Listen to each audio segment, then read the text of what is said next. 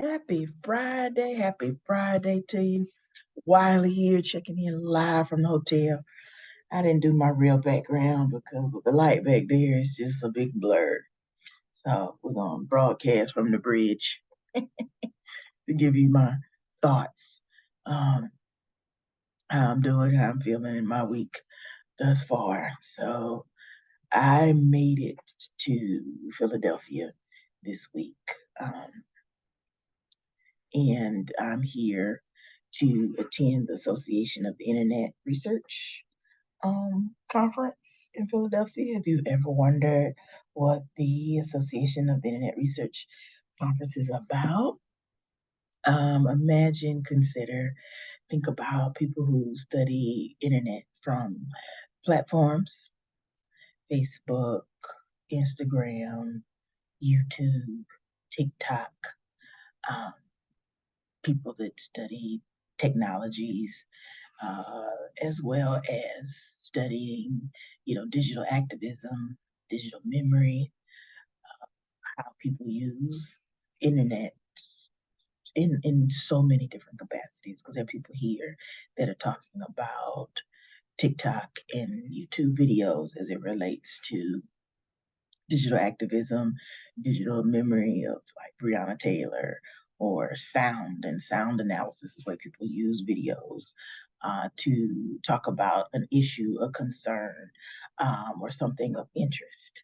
You have people that are talking about case studies of internet policies, the history of the internet, deep fake web, algorithms, how you study meme culture. Today, I listened to people talk about Facebook groups from a Black feminist perspective, or they talked about Emily in Paris, the TV show, or it's a network show, but this person was talking about it in terms of identity and Korean influence, and not for Emily in Paris, but because apparently in Korea there's somebody that basically is a white woman that is living in Korea teaching English and doing videos.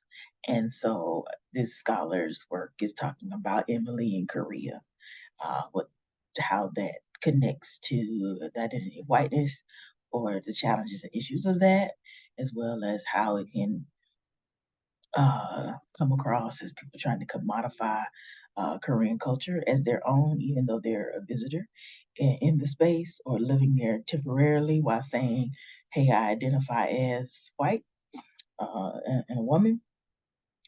Well, this is the way it's interpreted. Or you have people who study Black podcasts and talk about, you know, issues, challenges with heteronormativity, uh, the harmful practices of the fact that some people have platforms, but how you use that platform.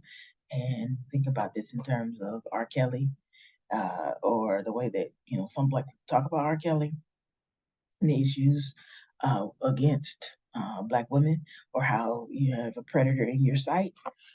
Um, So those is just a snapshot. Today was exciting for me because I got to meet a scholar that I have cited.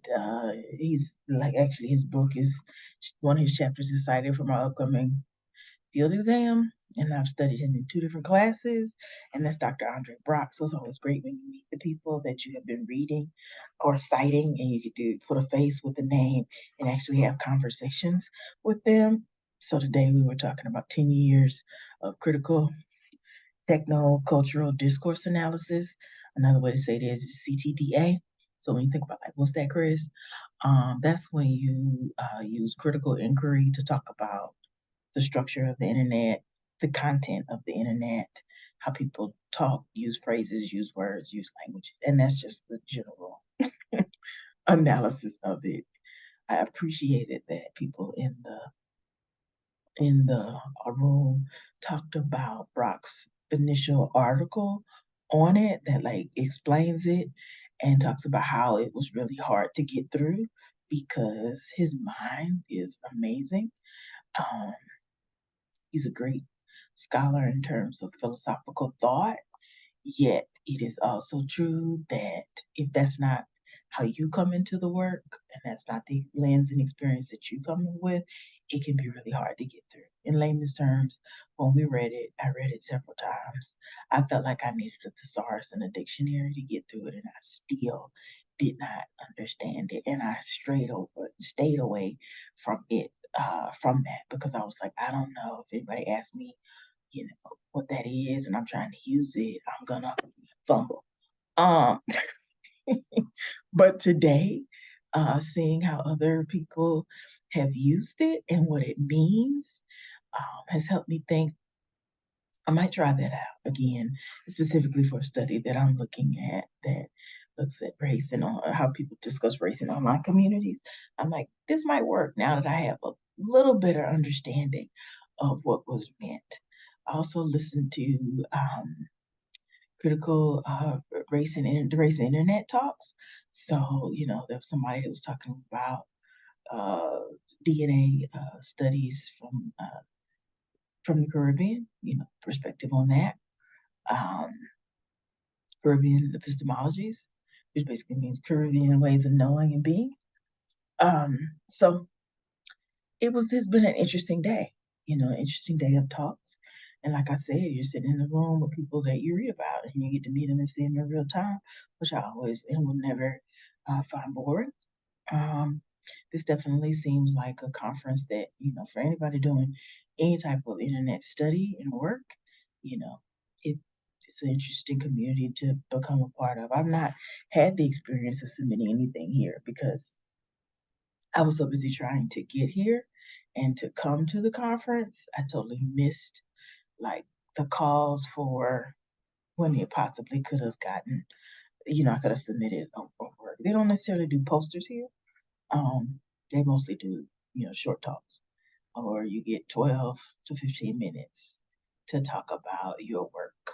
Um, it doesn't always seem like it has to be specifically tied to a paper that is already out or coming out, but there are some papers here. But I wouldn't say, and I could be wrong, but it doesn't seem like it's like, and this is a negative thing, it's not like it's like a conference proceeding of papers. It tells you these people have published work in this area, and this is where you can find their work like that, or this is what they're talking about in this study that is either forthcoming. And for the doctoral students, it's listening to people that are now getting ready to defend, have defended, postdocs somewhere. I have no idea what the law and speaker thing is. uh, So that's what you're listening to people talk, and it's been a nice community of people to get to know, to to chat with. It definitely seems like people come here often because you see certain groups of people really hug and talk to each other because they haven't seen each other now longer. Happy to see each other. I don't know. I definitely say I've seen a lot of black people here, which is always good because I go to conferences and it's not always a lot of black people. I mean, let's be real. I'm in information science. And I also come from a library background. When you say library, that means white and female. Just being real. So it's always good to see representation in information science, in communication, in publishing, in research think tanks. Um, so that's the conference. Thought about I didn't have anything to really check out from 1:30 to 3:30, but I do want to hear a talk at 3:30, so I figure I would come to the room and relax. I also had a great lunch today. I had a hamburger and a salad at Ruth Chris. I had never been to Ruth Chris before, but I figured lunchtime I could afford the lunch prices, which also brings up conferences and prices. And I know I've talked about this before, but it just makes you really think about that. I paid conference registration. I paid 200 and between 250 to 275 to come to the conference. When I think about like how they fed you, they haven't. Um,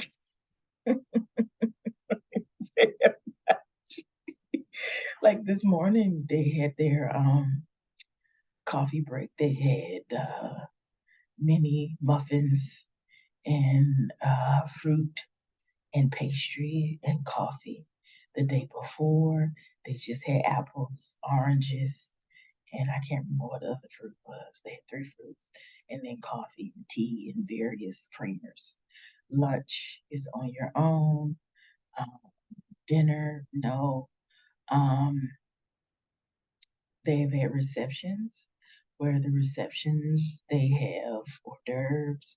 So think uh, samosas, quiche, uh, chicken sticks, and that's it. And then they give you two tickets. They gave us two drink tickets on both nights to get wine, soda, water, beer. Um, and that's pretty much it. But I also, as a person who has planned a conference in the library, know that when it comes to trying to pay for the venue and you're doing it out of the registration fees, and then it's a lot. So it's like I do have criticism, but I also don't know their budget. So I can just tell you how it feels. And that's not just to, and then I also realize that I'm a person that's speaking from a privileged place. And when I say a privileged place, I mean I'm a doctoral student, but I also work full time. So, whereas I have members in my cohort or members or people that I know that live off of research assistant, teaching assistant work, I don't. Um, I work full time at the university, um, and they cover my tuition, which is similar. At least I've heard. I can't even speak on if that's similar the way that it works for research assistants or teaching assistants. I have no idea. But I'm on a 12-month contract in the library. So it seems like from friends I've had that during the summer they're often trying to figure out what their funding is going to be because either A, the funding that they get is only guaranteed for a certain number of years, or B, is because most of the faculty that I've met in my department, a lot of them do not work during the summer. So it seems like some people are often looking for what you do for that lull between May to August the 15th. And I'm not trying to say that in a space of judgment, critique, or looking down, or trying to set myself up higher. I just realized that it's different for me. And yet, while it's different for me, it's also costly too. It's just costly in a different way. Because for me, I try really hard to not use professional funding that we get in the library for things that don't have anything to do with my job. Like I use the funding that I got for as a doctoral student. They give us $1,000. Now they said that we got more than that, but again, they said $1,000. I paid for the conference registration, and I've used my own funds and air miles to get here because I didn't think ethically it made sense to go through the business office on campus in the library for this conference because I did not want to be asked, I found it a bit of a struggle. Ooh, maybe I'll sit this way because there's a flare. I found it to be a struggle to share or possibly come up with a description of how association of internet research relates to engineering and physical sciences in an engineering library. Like, yeah, I don't have any work that supports that. So, and nobody has asked me that.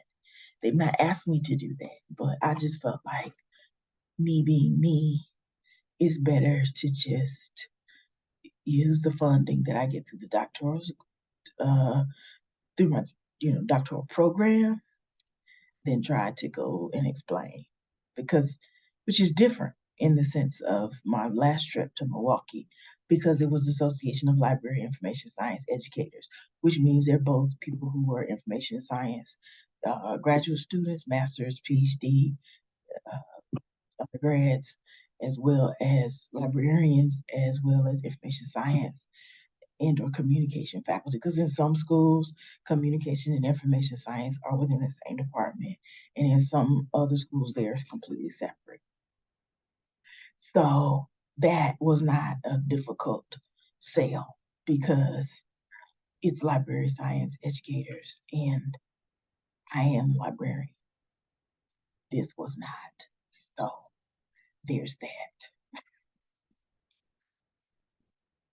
Yeah, it's nuances of living, adulting, logistics, and planning that are often a bit much, if you will. Because I was also just thinking in terms of cost.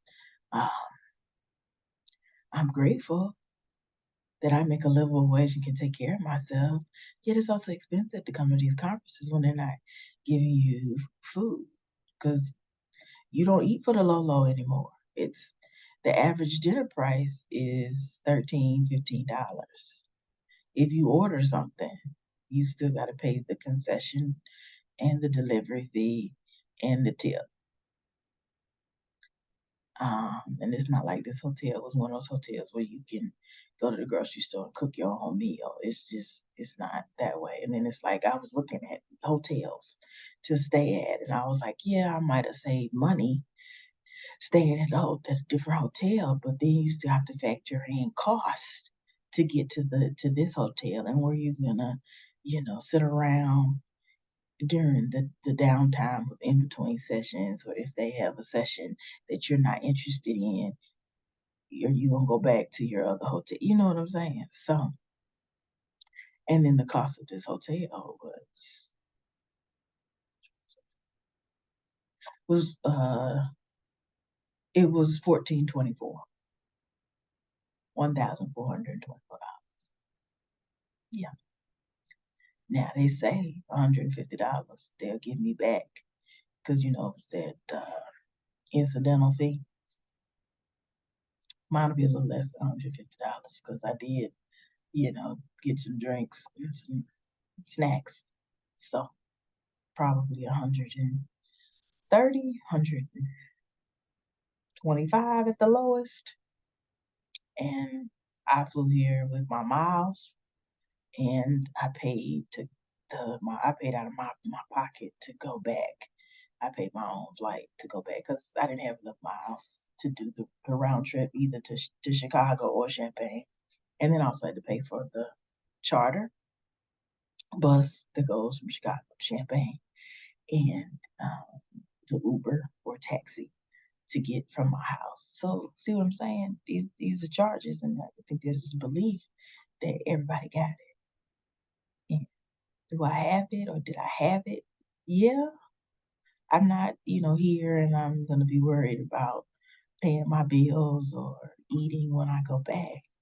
It's just I realized that I ain't going nowhere when I get back home. Do you hear me? But the house. Into my job. I've already spent my discretionary. But I don't feel bad because it was about coming to these communities to see. That's what they tell you to do. It's like if you won't know about these communities, uh, and how does your work align or doesn't align with them unless you come to a conference,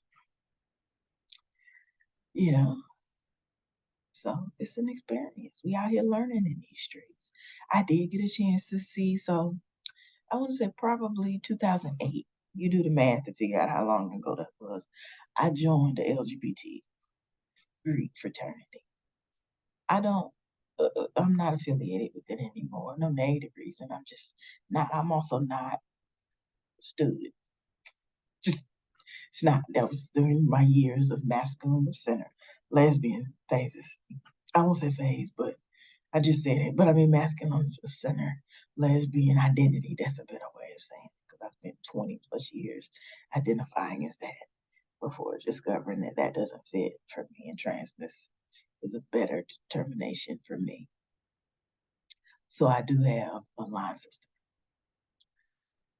or that's what I consider her because that's what she is. Her pronouns are she, her. So I'm not telling T. I'm just saying that's she's a lesbian. She's a black lesbian. So I Ubered to her house, We smoked cigars and chatted. And, she brought up, we were just talking about life and stuff. And she brought up the thought about um, how I have always been one to seem like, I have it together.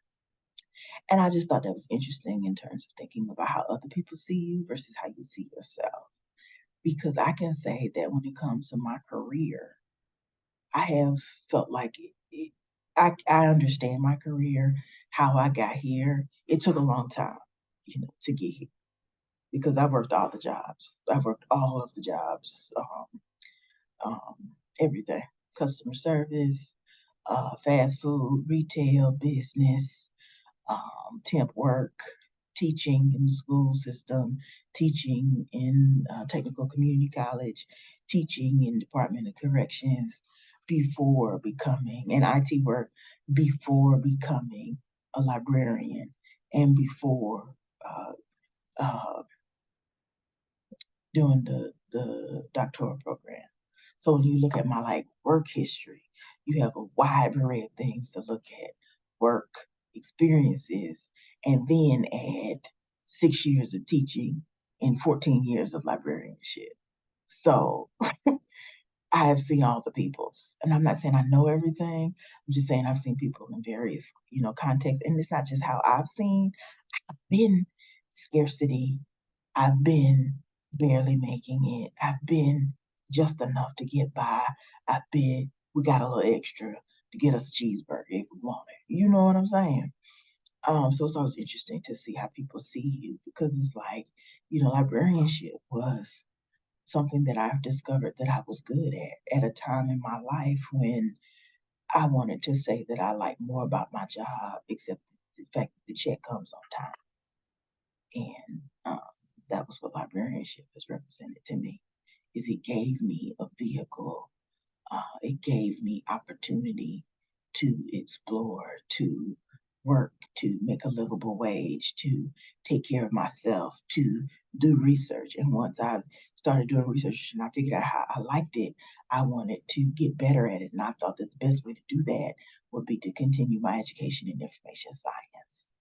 Um, and so while people can say, "Oh, I see you have it together," on that side, I would tell you I'm still figuring it out, even in this doctoral program, because it's not the same as writing to library community, or public library, or special library, or academic library people. It's not the same environment. Some people are still librarians, some people are not. They don't see themselves as librarians at all. And also the fact that many people did not meet me when I dealt with rejection letters from my writing, rejection from programs, uh, jobs that I did not get.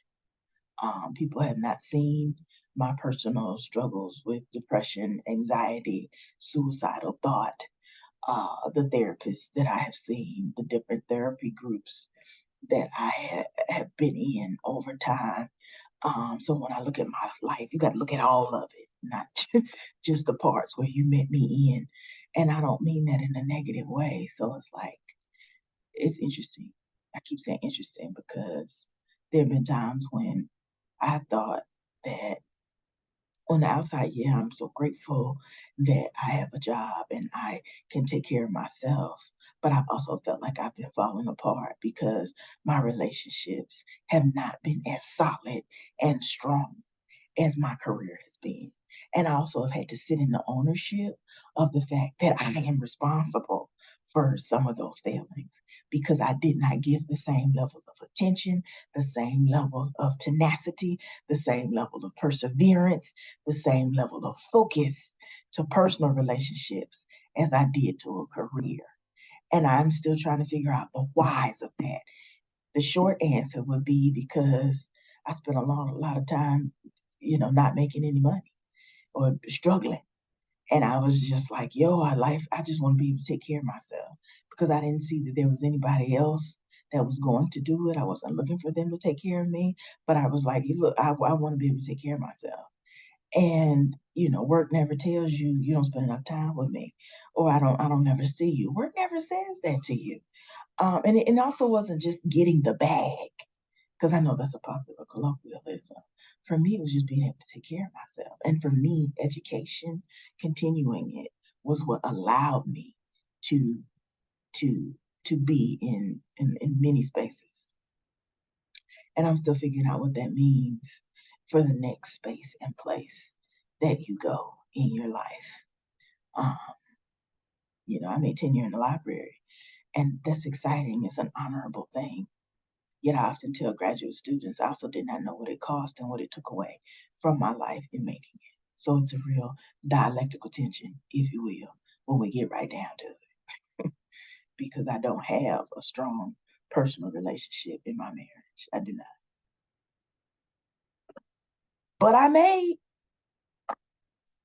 So it's like, because I also think the reality is when we think about who we are in our personal lives, when you're in your personal life, you're not your CV or your resume. You're you. So who are you then? And how does that uh, deal, manifest itself in our interpersonal relationship experiences? Because in my personal life, no one cares about trying to become Dr. Wiley, or and I'm not saying no one cares as if it doesn't matter. I'm just saying that's not the identity in which you're in your relationship with. You know what I'm saying? That's good. Yes, you should have some goals. Yes, you should have some dreams that you're trying to go for in terms of continuing your education or whatever it is that you're trying to do. True, keep doing that. You do need a support system for that too. Yet I'm just ultimately trying to say that can't be the only thing that you are. Because at some point you're no longer at work. At some point you're no longer striving for this other stuff that you're gonna be. You with you all the time. And it's that person, that representation of yourself. How does that align or not align with your personal relationships? I don't have no answers to solve that. I don't. I'm still trying to figure out how to be the best Chris in my relationships, or trying to figure out how will my relationships work.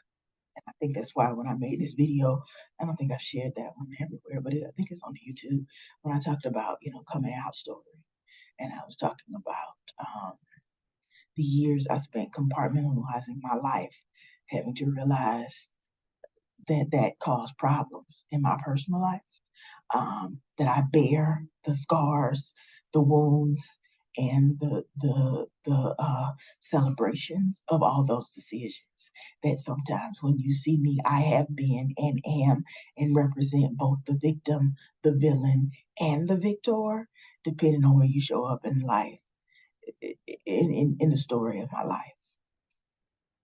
And so that's what and then think about that. You bring all of that in your work experience, and as you're growing in your research that you're doing, or whatever it is that you do. Or maybe for some people they don't, because that's completely separated. And that's cool too. But that's just been some of the things that I've been thinking about in my life as I look at it and realize that if my life is a house, there are some rooms that have had the best of care. And then there are other rooms that need a lot of improvement, that I did not maintain a solid foundation or create one because I didn't even know who I was, or I evolved, or maybe how I thought it would be is not how it went. And as I sit in it now and look at all of my decisions and everything that I have done and haven't done, the quest of what does that mean and what do you do with where you are right now and where you go from there, and how do you get better to be better, not just for your relationships, but be better for you. That's all I got. I thank you for taking time to listen to me chat. Uh, these are just my thoughts as I rambled about the conference. I do think that conference-wise, the Association of Internet Research is a good conference, a good community. I look forward to listening to a talk the end of today. It's at 3:30 to 5:30. I think I got one more in the morning. I'm excited and grateful to have talked and spent time with my line sister. I'm hopeful that I'll get to see my cousin tomorrow. I don't know. Because that again is a relational experience. Because for some relationships, I was not cultivating relationships. I was cultivating a career. So there are a lot of times that I missed or I didn't see people or, I spent a lot of times hanging out and spending time and shopping. And I'm not saying those things are bad. I'm just saying that those aren't always the meat of a relational aspect and experience. They're things that we do. We definitely can go shopping, we can go eat, and we can smoke cigars and have a good time. But are we also having conversations that create connections? And where I find myself, if I'm 100% real, is struggling with my skills in maintaining, sustaining healthy relationships and bringing this person of who I am into those spaces, in those places, uh, and trying to do that in a way that is not just solely meaningful for the other person, but is meaningful for me too. So, I've seen this cousin I'm supposed to meet, when the world was shut down and everybody was at the house. A lot of my cousins, we would sit on Zoom and talk to each other.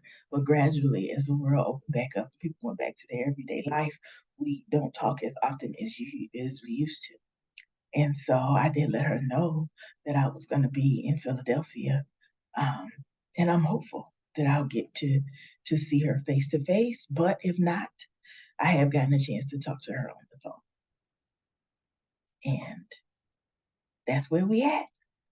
And I'm hopeful and about the conference as it continues that I'll continue making connections with people and talking to people. I was grateful to get a chance to talk with one of my committee members, finishing up my narrative. Uh,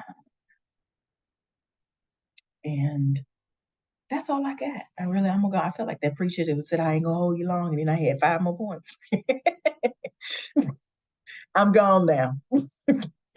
You have a good day. And remember to take care of yourself, mind, heart, body, spirit, whatever it is you need to do for you, you do that. And if nobody's told you they love you today, know that I do.